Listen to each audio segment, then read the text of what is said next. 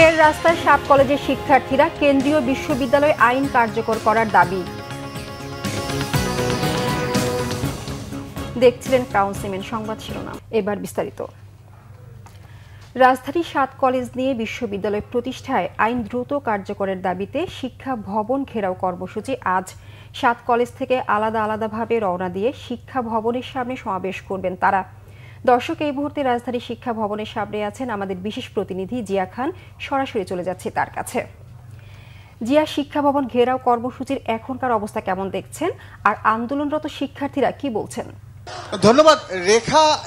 ঢাকা কেন্দ্রীয় বিশ্ববিদ্যালয়ের অধ্যাদেশ জারির দাবিতে শিক্ষা ভবন মোড়ে এসে অবস্থান নিয়েছেন 7 কলেজের শিক্ষার্থীরা এবং ঢাকা কলেজ, কবি নজরুল, সোহরাওয়ার্দী বাংলা কলেজ সহ 7টি কলেজ, সেই কলেজের শিক্ষার্থীরা আজকে প্রায় 1 বছরের উপরে তারা এই অধ্যাদেশ জারির দাবিতে আন্দোলন করছেন বলে আমাদেরকে জানিয়েছেন এবং তারা বলছেন যে 1 বছর আগে তাদের যে 7টি কলেজ, যেটা জাতীয় বিশ্ববিদ্যালয় পরে ঢাকা বিশ্ববিদ্যালয়ের অধিভুক্ত ছিল, তাদেরকে ঢাকা কেন্দ্রীয় বিশ্ববিদ্যালয়ের অধিভুক্ত করার পরও কিন্তু একটি বিশেষ কারণে তাদের অভিযোগ যে সেই ঢাকা কেন্দ্রীয় বিশ্ববিদ্যালয়ের অধ্যাদেশটি জারি করছে না এবং তারা সেই 1 বছর ধরে আজকে অপেক্ষা করছেন তাদের সেই অধ্যাদেশ জারির জন্য।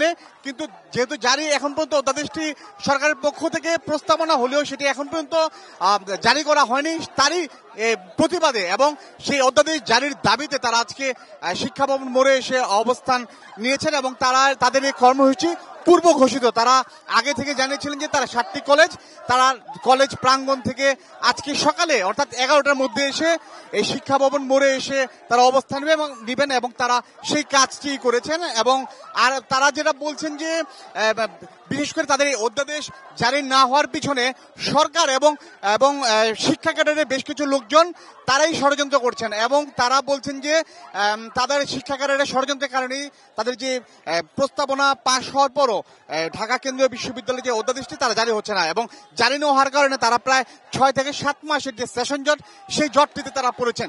পাশাপাশি তাদের যে লেখাপড়া সেটাও তারা ক্ষতিগ্রস্ত হচ্ছেন এবং তারা অবস্থান নেওয়ার আগে থেকে কিন্তু রেখা, আপনার মাধ্যমে নিশ্চয়ই দর্শকরা দেখতে পেরেছেন যে এখানে আইন শৃঙ্খলা বাহিনী যারা তারা এসে অবস্থান নিয়েছেন এবং তারা রাস্তায় এসে ব্যারিকেড দিয়েছেন এবং এখানকার কিন্তু এই আন্দোলনের কারণে কিন্তু আশপাশের যে সড়কগুলো সেগুলো কিন্তু যান চলাচল বিঘ্নিত হচ্ছে এবং যানজটের সৃষ্টি হচ্ছে। তবে এখন পর্যন্ত তারা শিক্ষার্থীরা 7 কলেজের তারা অবস্থান নিয়েছেন, তারা তাদের যে দাবি সেটা পূরণ হওয়ার পরেই রাজপথ থেকে সরে যাবেন বলে আমাদেরকে জানিয়েছেন।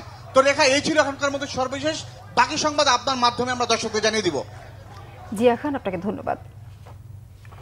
রাজধানী সহ সারা দেশে পাল্লা দিয়ে বাড়ছে খুন খারাপি ও সহিংসতা, যার মূলে রয়েছে চাঁদাবাজি, আধিপত্য বিস্তার ও রাজনৈতিক প্রতিশোধের মতো ঘটনা। হিউম্যান রাইটস সাপোর্ট সোসাইটির এক তথ্য বলছে, দেশে চলতি বছরে সহিংসতায় নিহত হয়েছে প্রায় 300 জন। এদের বেশিরভাগ মারা গেছে মব জাস্টিস ও রাজনৈতিক সহিংসতায়। ফজলে রাব্বির প্রতিবেদন। জুলাই গণঅভ্যুত্থানে শেখ হাসিনা সরকার পতনের পর রাতারাতি ভেঙে পড়ে দেশের আইন শৃঙ্খলা পরিস্থিতি। দায়িত্ব নেয় অন্তর্বর্তী সরকার। দায়িত্ব নেওয়ার 1 বছর পেরিয়ে গেলেও এখনো আইন শৃঙ্খলা পরিস্থিতির কাঙ্ক্ষিত উন্নতি সম্ভব হয়নি। ফলে চাঁদাবাজি, মব জাস্টিস ও রাজনৈতিক সহিংসতার মতো অপরাধ পাল্লা দিয়ে বাড়ছে। হিউম্যান রাইটস সাপোর্ট সোসাইটির এক তথ্য বলছে, চলতি বছরের জানুয়ারি থেকে সেপ্টেম্বর পর্যন্ত দেশে রাজনৈতিক সহিংসতার ঘটনায় নিহত হয়েছে অন্তত 107 জন। এ সময় মব সহিংসতা ও গণপিটুনির ঘটনায় নিহত হয়েছেন 130 জন, আর ধর্ষণের শিকার হয়েছেন 663 জন নারী। ধর্ষণের পর হত্যা করা হয়েছে 19 জনকে। এ সময় 2 জন সাংবাদিককে প্রকাশ্যে পিটিয়ে হত্যার ঘটনাও ঘটেছে। অপরাধ বিশেষজ্ঞরা বলছেন, আইন শৃঙ্খলা বাহিনীর অনেক সিদ্ধান্ত মাঠ পর্যায়ে বাস্তবায়ন সম্ভব হচ্ছে না, যার ফলে প্রতিনিয়তই বাড়ছে অপরাধ। এই গণঅভ্যুত্থানকে কেন্দ্র করে পুলিশের যারা আহত বা নিহত হয়েছেন সেটি আইনগতভাবে সুরাহা করা, কোনো একটা ব্যবস্থা তারা গ্রহণ করতে পারেনি। তার মানে এই অবস্থাটাকে কেন্দ্র করে তাদের মধ্যে কিন্তু একটা বিভাজন আছে। মাঠ পর্যায়ের পুলিশের সাথে নীতি নির্ধারণী পুলিশের, অর্থাৎ যারা সিদ্ধান্ত গ্রহণ করেন অথবা একেবারে উপর স্তরে যারা আছেন, এদের মধ্যে একটা সমন্বয়হীনতা আছে। কারণ মাঠের যা বাস্তবতা সেই অনুযায়ী সিদ্ধান্ত গ্রহণ হয় না, আবার সিদ্ধান্ত যা গ্রহণ হয় সেটা মাঠ পর্যায়ের সাথে এটা খাপ খায় না। সুতরাং এটা সিদ্ধান্ত তো বাস্তবায়ন করবে আলটিমেটলি মাঠ পর্যায়ে যারা আছেন তারা। তাদেরকে সিদ্ধান্ত গ্রহণের প্রক্রিয়ার বাইরে বা তাদের মতামতকে উপেক্ষা করে মানে একটা লোক দেখানো বা পুলিশ কাজ করছে এরকম একটা সেন্টিমেন্ট ধারণ প্রতিষ্ঠিত করার জন্য সিদ্ধান্ত গ্রহণ করলে কিন্তু সেখান থেকে কোনো ফলাফল তৈরি হবে না। অপরাধ নিয়ন্ত্রণে সরকারের পর্যাপ্ত সদিচ্ছার অভাবের কথা বলছেন মানবাধিকার কর্মী এলিনা খান। তার মতে সমস্ত রাজনৈতিক দলগুলো নিয়ে দ্রুতই আলোচনার টেবিলে না বসতে পারলে নির্বাচনের আগে দেশের আইন শৃঙ্খলা পরিস্থিতি আরও নাজুক হবে বলে শঙ্কা তার।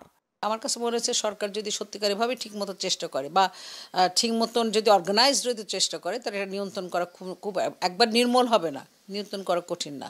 সামনে ইলেকশন হওয়ার সম্ভাবনা আছে, তাতে প্রতিদ্বন্দ্বী নিজেদের দলের মধ্যে প্রতিদ্বন্দ্বিতা আছে এবং অন্য দলের সাথে প্রতিদ্বন্দ্বিতা আছে। তখন সবাই চায় যে যার ওঠার সম্ভাবনা আছে বা যাকে দেওয়া দিতে পারে অথবা তার অপোজিট কাউকে মেরে ফেললে পারে তার জন্য সুবিধা হবে।